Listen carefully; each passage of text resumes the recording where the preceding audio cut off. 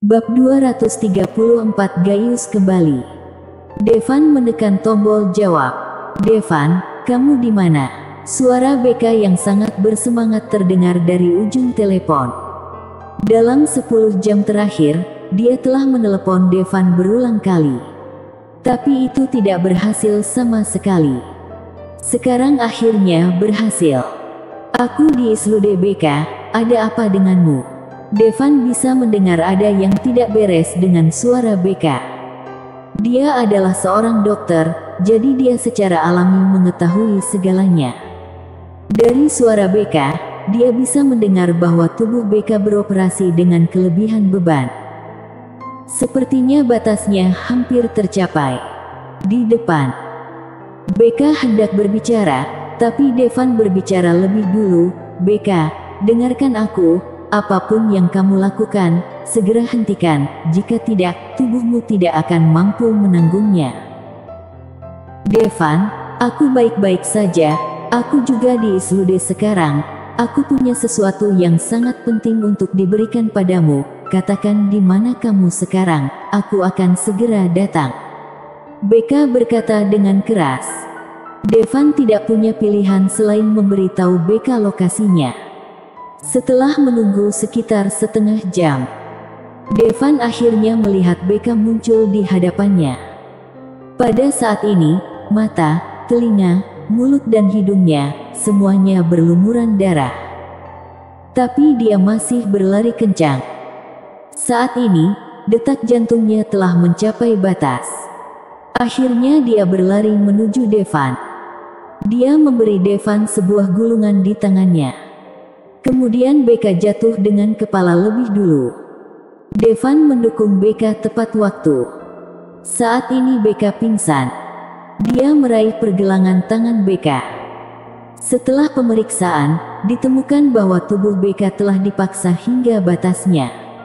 Entah itu kekuatan internal atau vitalitas. Tubuhnya telah mencapai batas yang mampu ditanggungnya. Gadis ini memiliki pelatihan tingkat Grandmaster, dia berlari 1000 km sekaligus. Seru tetua Sloti. Seorang master bela diri dapat memiliki kecepatan lebih cepat daripada mobil dan kereta api.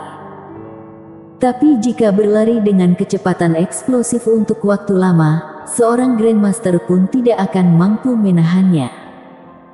Menilai dari kondisi fisik BK saat ini, gadis ini tidak mungkin datang langsung dari Doujin Khan. Devan juga sangat bingung. Apa sebenarnya yang diberikan BK padanya? Hingga dia harus mengirimkannya langsung. Bahkan jika Tasya ingin menyerahkannya secara langsung, dia dapat memilih untuk naik kereta atau pesawat. Itu tidak akan jauh lebih lambat daripada dia berlari secara langsung.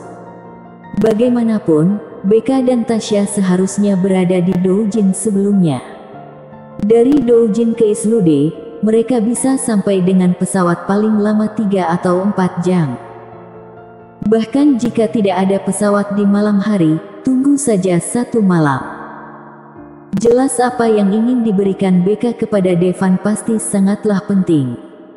Tapi saat ini, Devan tidak punya waktu untuk melihatnya. Dia harus merawat BK terlebih dahulu. Kalau tidak, gadis ini takutnya akan mati. Di bawah perawatan Devan, BK dengan cepat sadar kembali. Melihat bahwa Devan tidak membaca gulungan yang dia berikan padanya, dia sesegera berkata dengan cemas, "Devan, baca surat itu." Sebuah surat. Devan mengambil gulungan yang diberikan BK padanya, membukanya dan menemukan surat di dalamnya. "Aku membencimu karena lahir terlambat dan kamu membenciku karena lahir lebih awal. Aku merindukanmu sepanjang hari. Aku ingin terus bersamamu dalam hidup ini. Gunung tanpa tepi, air sungai mengering, langit dan bumi bersatu, aku rela berpisah denganmu." Pesan terakhir Tasya. Melihat isi surat itu, Devan tertegun sejenak. Isi surat ini mengungkapkan cinta Tasya padanya.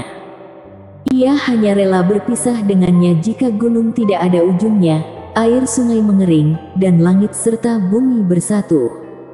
Ini seharusnya surat cinta. Tapi entah kenapa, melihat surat cinta ini, Devan memiliki firasat buruk di hatinya. Hubungan antara dia dan Tasya sebenarnya lebih merupakan kontak fisik. Tasya sangat dewasa dan bijaksana. Dia tidak pernah membuat masalah untuk Devan, dia tidak akan mengatakan apa yang seharusnya tidak dia katakan dan tidak menanyakan apa yang tidak seharusnya dia tanyakan. Bahkan jika dia dianiaya, dia hanya akan menyembunyikannya di dalam hatinya. Dan hanya akan menunjukkan sisinya yang paling sempurna. Devan bisa merasakan jika Tasya sangat menyukainya. Tapi saat ini, Tasya tiba-tiba mengirimkan surat seperti itu, apa artinya? Bahkan membiarkan BK mengirimkannya tanpa henti. Isi suratnya seperti ungkapan cinta, tapi juga seperti ucapan selamat tinggal. Penuh kontradiksi. Secara khusus, beberapa kata terakhir yang ditandatangani adalah pesan terakhir Tasya. Ini tidak memiliki arti yang baik. BK, ada apa? Devan hanya bisa bertanya pada BK. Ini Gayus tandar kembali. Mata indah BK ketakutan. Gayus, siapa Gayus? Devan mengerutkan kening dan bertanya. Itu, pria yang menggertak nyonya saat itu. Jawab BK. Setelah mendengarkan kata-kata BK, mata Devan tiba-tiba cerah. Dia berjanji pada Tasya bahwa dia akan membantunya membunuh pria yang mengganggunya.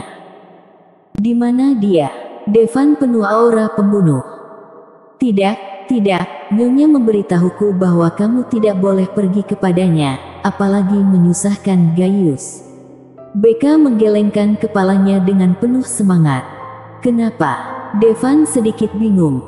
Bukankah Tasya ingin balas dendam bahkan dalam mimpinya?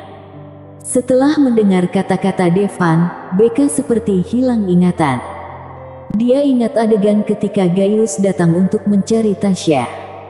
Melihat Gayus lagi, Tasya sangat marah. Tanpa diduga, dia menunjukkan kekuatan tempur High Master. Benar, Tasya telah menembus High Master. Awalnya, dia hanya memiliki basis pelatihan tingkat Diamond. Tapi setelah bersama Devan, untuk beberapa alasan, pelatihannya telah meningkat pesat. Mencapai tingkat High Master. Apa yang disebut pertemuan musuh membuat pihak lain sangat cemburu. Tasya tidak terlalu memikirkannya saat itu. Saat Gayus mengetahui bahwa Tasya memiliki kekuatan seorang High Master, bahkan BK tertegun. Karena, dia selalu berpikir bahwa Tasya hanyalah sebuah kekacauan. Bahkan jika Tasya diam-diam berlatih seni bela diri, tidak mungkin menjadi begitu kuat. Dia tentu saja tidak berbahagia untuk Tasya. Pria bernama Gayus itu kemudian menyaang. Hanya dengan jentikan jarinya, Tasya yang merupakan High Master terbang mundur. Tasya jatuh ke tanah, tidak bisa bangun untuk waktu yang lama. Bukan pukulan Gayus yang menyakitinya barusan. Pukulan Gayus barusan tidak membahayakan dirinya sama sekali. Alasan dia tidak bisa bangun adalah dia tahu bahwa pria ini telah menjadi lebih kuat lagi. 20 tahun yang lalu, pria ini memiliki kekuatan untuk dengan mudah membunuh dewa perang. Sekarang, 20 tahun kemudian, dia menjadi lebih kuat. Bahkan prajurit biasa akan menjadi lebih kuat setelah lebih dari 20 tahun berlatih. Terlebih lagi, pria ini berasal dari klan Hiden. Jelas Gayus saat ini telah mencapai ketinggian yang bahkan tidak dapat dipahami oleh prajurit biasa. Untuk lebih membuat Tasya menyadari perbedaan kekuatan, Gayus menjentikkan jarinya lagi. Hotel tempat Tasya menginap ambruk. Ini adalah orang kuat dari klan Hiden. Bersambung. Bab 235. Putramu sudah mati. Yang mulia Gayus, jika kita melakukan ini, bukankah klan akan tidak puas? Pengikut Gaius berkata dengan cemberut saat melihat pemandangan ini. Meski nilai kekuatan para klan Hiden jauh melebihi prajurit biasa. Di mata prajurit biasa, puncak kekuatan hanyalah titik awal bagi mereka. Tetapi hampir setiap klan Hiden tampaknya mengikuti aturan tidak tertulis, yaitu berusaha untuk tidak mempengaruhi dunia biasa sebanyak mungkin. Jika pengaruhnya terlalu besar, mereka akan dihukum oleh klan. Sama seperti Gaius saat itu. Dia memperkosa Tasya dan membunuh ayah Tasya. Membuatnya dipenjara oleh klan 3 tahun. Kali ini, Gaius menjentikkan jarinya dan langsung meruntuhkan hotel. Ada banyak orang di hotel ini. Mereka langsung dikubur hidup-hidup. Meskipun 20 tahun telah berlalu, Gaius tampak tidak banyak menua. Dari sudut pandang Tasya, pria ini hampir sama dengan dirinya 20 tahun yang lalu. Jika harus berbicara tentang perbedaannya, pria ini memiliki rasa arogansi yang lebih kuat dari sebelumnya. Gaius melirik para pengikutnya dan berkata dengan jijik, "Ini hanya membunuh beberapa orang biasa, jangan berisik." Jelas di mata klan Hiden, manusia biasa tidak ada bedanya dengan semut. Jika ingin membunuh tinggal membunuh. Tasya, setelah lebih dari 20 tahun, kamu masih sangat cantik, tidak, kamu lebih dewasa dan menawan dari 20 tahun yang lalu. Mata Gaius tertuju pada tubuh indah Tasya yang sedang berbaring di atas tanah. Meskipun dia menghabiskan 3 tahun di penjara, tapi selama 20 tahun terakhir, dia pada dasarnya dalam proses berlatih. Tidak bertanya tentang apapun di luar sana. Namun, belum lama ini, dia menderita beberapa cedera saat berlatih. Padahal klan Hiden sudah menyembuhkan luka fisiknya dengan teknologi medisnya sendiri. Namun tetap meninggalkan trauma yang sangat serius. Mulai sekarang, dia tidak bisa lagi memiliki keturunan.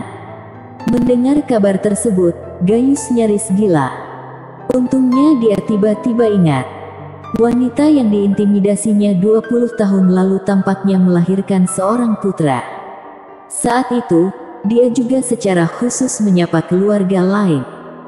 Mengatakan jika Tasya harus melahirkan anak itu, jika tidak, keluarga lain akan hancur. Dia yakin keluarga lain tidak akan pernah berani menentang keinginannya. Meskipun Tasya bukanlah dari klan Hiden. Juga sulit bagi anak Tasya untuk bergabung dengan klan Hiden. Namun kini, Gaius tak mungkin lagi memiliki keturunan. Jadi anak yang lahir dari Tasya akan menjadi satu-satunya anaknya. Oleh karena itu, Gaius memutuskan untuk meminta Tasya mengembalikan putranya. Dan menemukan cara untuk membiarkannya masuk ke dalam klan Hiden. Selama Tasya memasuki klan Hiden, bahkan jika putranya idiot, dia bisa melatihnya untuk menjadi seorang master. Namun Gaius percaya bahwa putranya tidak mungkin idiot. Mengetahui niat Gaius, Tasya tertawa. "Haha, Gaius, biar ku beritahu, putramu idiot. Dalam 20 tahun terakhir, dia tidak bisa melakukan apapun selain bermain dengan wanita." Gaius sedikit mengernyit, tapi dengan cepat berkata, "Lalu kenapa jika dia idiot? Selama aku membiarkan dia bergabung dengan klan Thunder, aku juga bisa menjadikannya Grand Emperor. Ini adalah kekuatan klan Hiden." Bagi prajurit biasa, sama sulitnya dengan mendaki ke langit jika ingin berlatih sampai ke tingkat Grand Emperor. Tapi untuk klan Hiden, itu bukan masalah sama sekali. Bahkan jika bakatnya buruk, selama membayar sejumlah harga, dia masih bisa dijadikan Grand Emperor yang kuat. Dia tidak mungkin menjadi Grand Emperor dalam hidupnya. Tasya menggelengkan kepalanya. "Tasya, itu karena kamu tidak mengerti klan Hiden kami. Sekalipun itu babi, klan Hiden kami bisa melatihnya untuk menjadi master, percaya atau tidak," kata Gaius dengan suara berat. Bagaimana dengan orang mati? Tasya bertanya dengan senyum menawan di wajahnya. Apa maksudmu? Tubuh Gaius bergetar. Gaius, maksudku adalah, putramu sudah mati, bisakah kamu melatih orang mati untuk menjadi Grand Emperor? Hahaha. Tasya tertawa terbahak-bahak. Apa katamu? Gaius sangat marah saat mendengar ini dan langsung muncul di depan Tasya, meraih lehernya. Meskipun Tasya lebih cantik dari 20 tahun yang lalu, tapi bagaimanapun, dia telah terluka, jadi sepertinya dia tidak terlalu tertarik pada wanita lagi. Yang dipedulikan Gaius sekarang adalah apakah dia memiliki keturunan. Kubilang putramu sudah mati. Tasya kesulitan bernapas. Dia berusaha mengucapkan setiap kata demi kata. Beraninya kamu membunuh putraku. Gaius sangat marah sehingga tanpa sadar dia ingin mematahkan leher Tasya. Nyonya tidak membunuhnya. Pada saat ini, Beka tiba-tiba berteriak pada Gaius. Saat itulah Gaius melempar Tasya ke tanah dan bertanya dengan suara dingin, siapa yang membunuh putraku? Aku tidak akan memberitahumu. Tasya menggertakkan giginya. Benarkah? Gaius meraih bahu Tasya dan mengangkatnya. Kemudian, dia meninju perut Tasya. Ah! Tasya berteriak. Dia memuntahkan seteguk darah. Cepat katakan. Gaius bertanya lagi. Tidak tahu. Gaius meninju perut Tasya lagi. Aku tidak tahu. Mulut Tasya berdarah. Gaius terus meninju perut Tasya. Tapi Tasya menolak untuk mengatakannya. Berhentilah, aku akan mengatakannya. Pada saat ini, Beka akhirnya tidak tahan lagi. Beka, jangan katakan. Tasya berteriak dengan marah. Nyonya, jika dia memukul lagi, kamu akan mati. Teriak Beka. Aku sudah mati 20 tahun yang lalu. Tasya memelototi Gaius dan berkata, Gaius, dasar banci, cepat bunuh aku. Tasya tidak tahu bahwa Gaius sudah kehilangan kualifikasinya sebagai pria.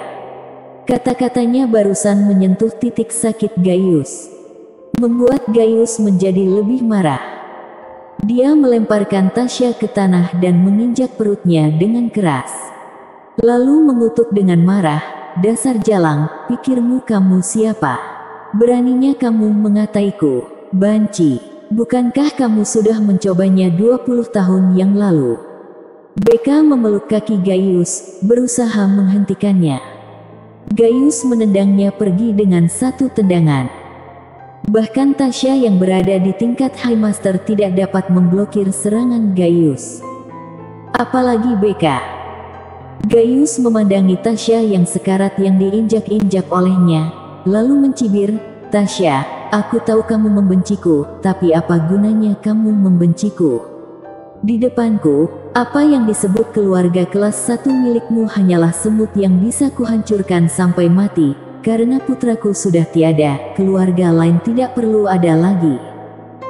Gaius, jangan sakiti orang lain, kamu bisa menyakitiku sesukamu, kata Tasya dengan susah payah. Bersambung.